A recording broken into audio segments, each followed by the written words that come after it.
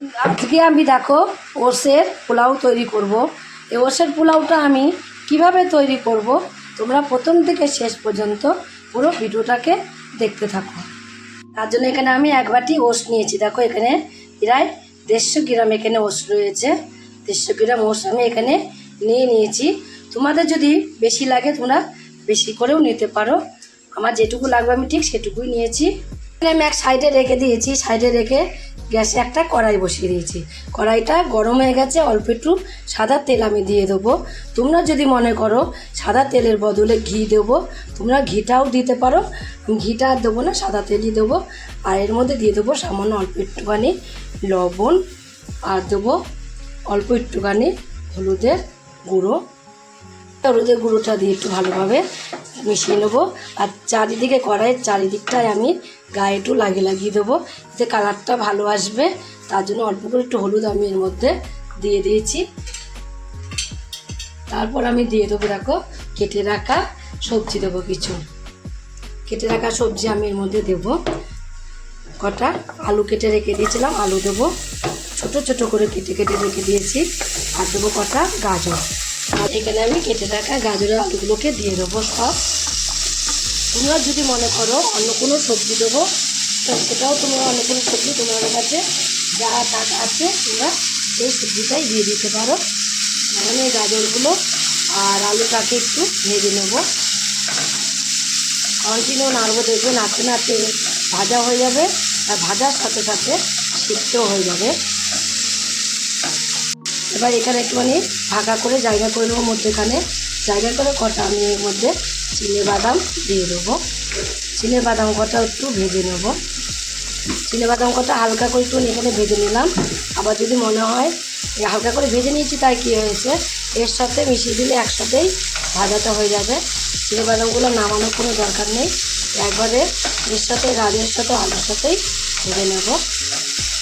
আর এই সময় ফ্লেমটা গ্যাসের ফ্লেমটা একদমই কমিয়ে দিতে হবে। কমিয়ে দিলে আলুগুলো আর গাজরটা খুব সুন্দরভাবে ভাজা হয়ে যাবে। আমি এখানে দেখো চিনে বাদাম দিয়েছি। তোমরা যদি মনে করো চিনে বাদামের বদলে কাজু বাদাম দেবো তাহলে কাজু বাদামও তোমরা দিতে পারো। এবার আমি এগুলোকে একটা সাইড করে নেব। একটা সাইড করে নিয়ে এর মধ্যে দুটো শুকনো লঙ্কাকে চিড়ে এর মধ্যে দিয়ে দিয়েছি। যে শুকনো লঙ্কাটাকে একটু ভেজে নেব। তেলটা দেখো আমি কিন্তু একদমই অল্প করে তেল দিয়েছি। শুকনো লঙ্কা ভাজতে কিন্তু বেশি টাইম লাগে না, আর দেখো তেলও বেশি লাগে না। এইভাবে শুকনো লঙ্কাটাও ভেজে নেওয়া হয়ে গেল। এবার এর মধ্যে আমি কটা কিশমিশ দিয়ে দেবো।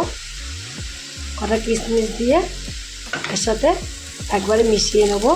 সব সবজির সাথে মিশিয়ে একটু কিশমিশটাকেও একটু ভেজে নেব। কিশমিশটাকে একটু ভেজে নিলে কিশমিশটা দেখবে সুন্দরভাবে ফুলে ফুলে যাবে। তার জন্য একটু কিশমিশটা এর সাথে ভেজে নেব। ভাজতে ভাজতে তোমাদের একটা কথা বলে দিই, আমি সারাদিন বাড়িতে কী কাজকর্ম করি না করি তোমরা যদি দেখতে চাও তাহলে ঝর্ণা ঘরকোণ একটা ব্লগ আছে, সেখান থেকে তোমরা দেখে নিতে পারো। দেখো কিশমিশগুলো বললাম ফুলে যাবে। দেখো দেওয়া মাত্র কত সুন্দর ফুলে ফুলে যাচ্ছে। দেখো টুপুই টুপুই হয়ে যাবে কিশমিশগুলো। দেখো কিশমিশগুলো দেখলেই মনে হচ্ছে কত সুন্দর কিশমিশগুলো ফুলে গেছে। তার জন্য একটু আগের থেকে আমি কিশমিশগুলো এর মধ্যে দিয়েছি। আর আলুর মধ্যে কিন্তু আমি আলাদা করে হলুদ বা লবণ কিছুই দিইনি, যেটুকু দেওয়ার আমি আগেই দিয়ে দিয়েছি। আর হলুদ লবণ লাগবে বলে এর মধ্যে আর দেবো না। তারপর এখন কিন্তু ভাজা হয়ে গেছে, আর ভাজার সঙ্গে সঙ্গে কিন্তু ভালোভাবে সিদ্ধ হয়ে গেছে। সিদ্ধ হয়ে গেছে। এবার আমি যে ওটসটাকে রেখে দিয়েছি ওটসটা এবার এর মধ্যে দিয়ে দেবো। ওটসটাকে এর মধ্যে পুরোটাই দিয়ে দিয়েছি। এবার ওটসটাকে আমি মিশিয়ে নেবো। এইভাবে সবজির সাথে মিশিয়ে নেবো। এটা কিন্তু দলা পাকিয়ে যাবে, আর দলা পাকিয়ে গেলেও কোনো ভয়ের ব্যাপার নেই। আস্তে আস্তে আবার দলাটা কিন্তু ছেড়েও যাবে।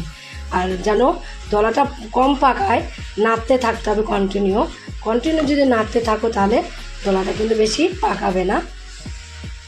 এবার যেই বাটিতে করে আমি এখানে ওটস নিয়েছি এক বাটি, সেই বাটিতে করে দেখো এখানে আমি জল নিয়ে নিয়েছি আধ বাটি।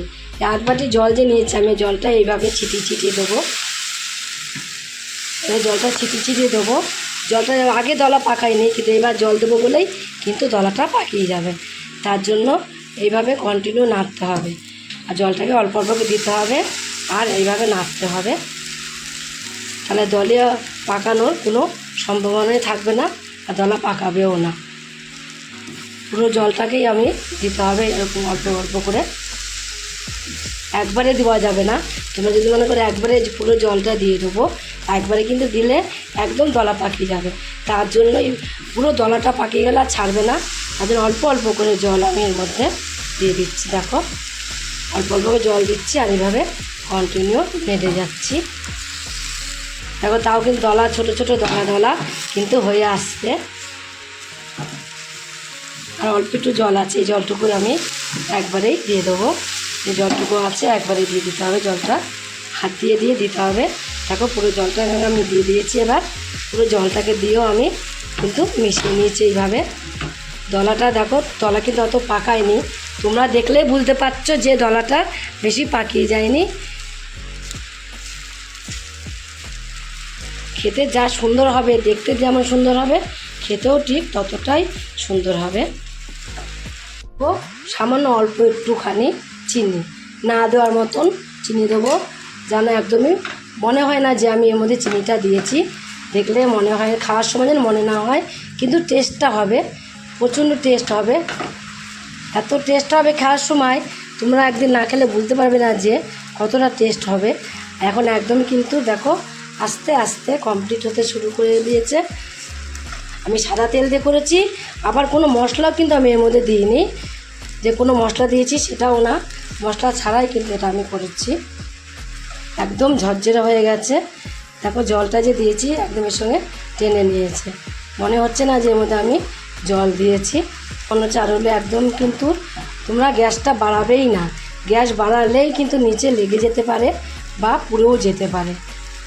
লাস্টে একটুখানি শাহি গরম মশলা দিয়ে দেবো অল্প অল্প করে, অল্পই ছিল, অল্পটাই আমি দিয়েছি, বেশি ছিল না, অল্পই ছিল প্যাকেটের মধ্যে, সেটুকুই দিয়েছি। সেটুকুই ফ্লেভারটা এত সুন্দর আসবে, তাতেই খাওয়া হয়ে যাবে।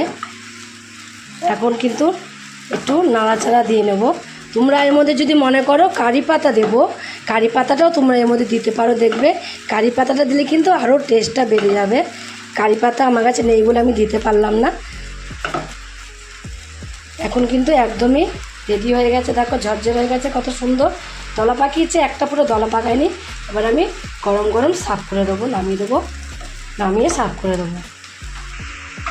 কমপ্লিট করে নিয়েছি, এবার আমি নামিয়ে দেবো। তারপর এত সুন্দর লাগছে দেখতে। তোমরাও একদিন এইভাবে বসে পোলাও তৈরি করে খেয়ে দেখো। যদি এই পোলাও তৈরি করে খেয়ে রেসিপিটা তোমাদের কাছে ভালো লাগে, তোমরা যদি ফেসবুক থেকে দেখো ফেসবুকের পেজটি ফলো করে দেবে, ইউটিউব থেকে দেখো ইউটিউবের চ্যানেলটি সাবস্ক্রাইব করে দেবে, পাশে থাকা বেল আইকনটা প্রেস করতে ভুলবে না, তাহলে নতুন নতুন রেসিপিগুলো তোমাদের কাছে তাড়াতাড়ি পৌঁছে যাবে। আর আমার চ্যানেলগুলো যদি বন্ধু হয়ে থাকো, সাবস্ক্রাইব করোনি, প্লিজ সাবস্ক্রাইবটা করে দেবে, সবার আগে তোমাদের কাছে নোটিফিকেশন চলে যাবে, ঢুকে যাবে সবার আগে। ছোট্ট করে লাইক করো, কমেন্ট করো, অনেক অনেক শেয়ার করো। নমস্কার বন্ধুরা, দেখা হবে আবার পরের রেসিপিতে।